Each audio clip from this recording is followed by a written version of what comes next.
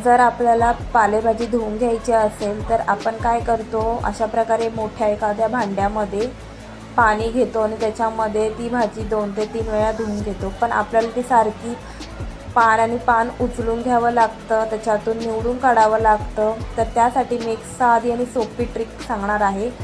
तर या ठिकाणी पालेभाजी एखाद्या डाळीमध्ये घ्यायची आहे आणि त्याच्या खाली एखादं मोठं भांडं, मी ते परात घेतलेलं आहे तसं घ्यायचं आहे आणि त्याच्यामध्ये पाणी ओतायचं आहे, जेणेकरून जाळीतून सुद्धा पाणी आत येतं आहे आणि भाजी बाहेर न जाता फक्त त्याच्यामधली घाण माती जी आहे, गढूळ पाणी, तेच फक्त या डाळीतून बाहेर पडणार आहे. तर मी ते दाखवते तशा प्रकारे भाजी स्वच्छ धुवूनसुद्धा होते आणि आपला टाईमसुद्धा कमी वेस्ट होतो.